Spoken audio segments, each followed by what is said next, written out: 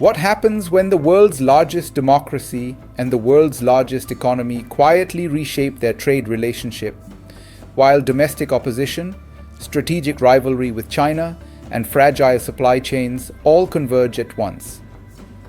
One striking number frames the stakes: a proposed $500 billion purchasing commitment that could redraw economic alignments across the Indo-Pacific, even as key details remain undisclosed.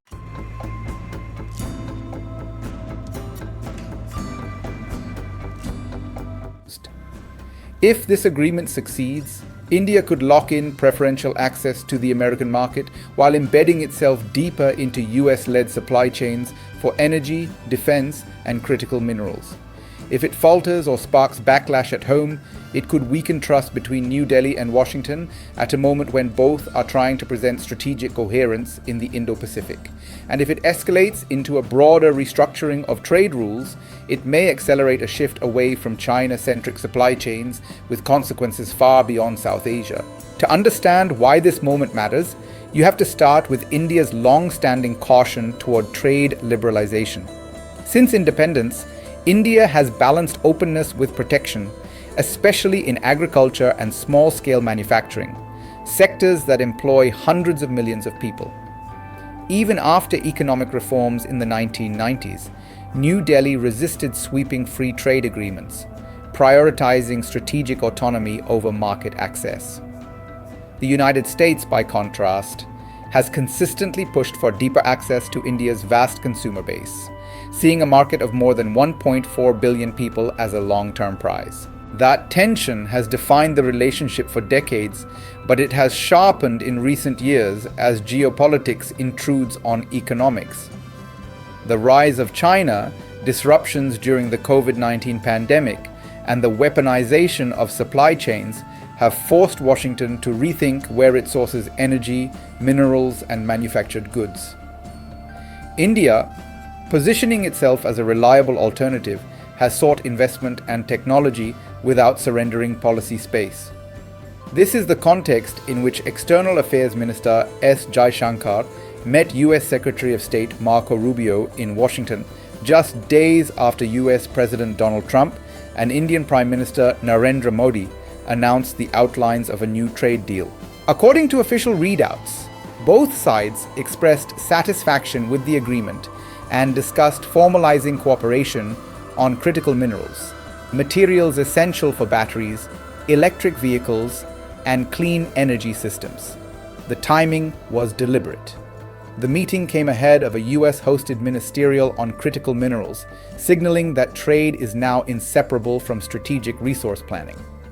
Discussions also covered energy, defense, nuclear cooperation, and the Indo-Pacific, reflecting how economic arrangements are being folded into a broader security framework anchored by the Quad partnership between the US, India, Japan, and Australia.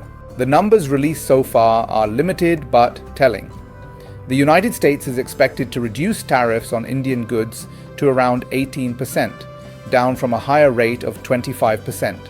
In return, India would lower barriers on selected American exports and significantly increase purchases of US goods, including energy.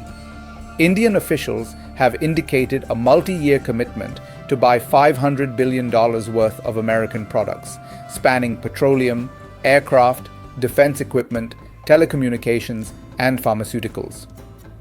For Washington, this represents a tangible boost for exporters and a way to narrow the bilateral trade imbalance. Yet the absence of a published text, timeline, or enforcement mechanism has triggered political pressure inside India. Opposition parties argue that Parliament has not been briefed and that the agreement could expose domestic industries and farmers to intensified competition. Agriculture is the most sensitive fault line. While US officials have portrayed the deal as a win for American farmers, reporting suggests India has retained protections for politically critical sectors. Tariff reductions appear focused on nuts, fruits, vegetables, wine, and spirits, while staples such as rice, beef, soybeans, sugar, and dairy remain shielded. as they were in India's recent agreement with the European Union. This selective opening reveals how power is being exercised through precision rather than sweeping reform. By offering access in less sensitive categories, India signals goodwill without destabilizing rural livelihoods that underpin electoral politics. At the same time, Washington secures incremental gains and positions itself to push for further access later. The dynamic reflects asymmetry. The US has greater leverage in technology, finance, and security, while India's leverage lies in market size and geopolitical alignment. Critical minerals sit at the center of this convergence. For the United States, reducing dependence on single-source supply chains, particularly those dominated by China, has become a strategic imperative. India possesses reserves of certain minerals and, more importantly, offers political alignment and scale for processing and manufacturing.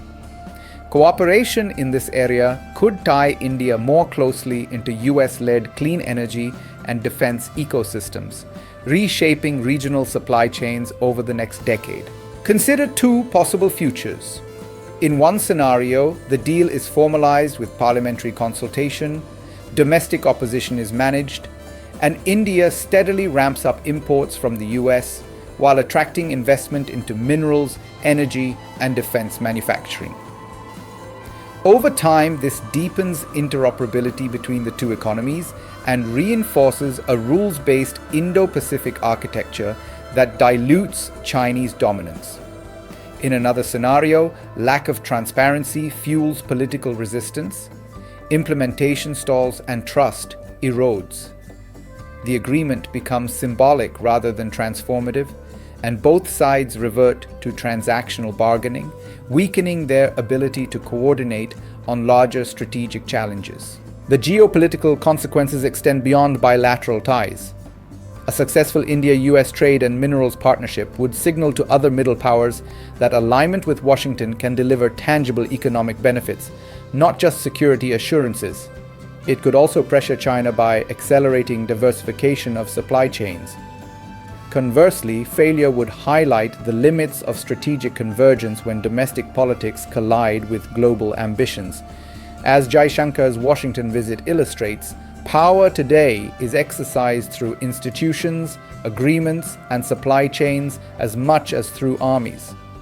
Stability depends not only on shared interests, but on the credibility of commitments and the management of domestic consent.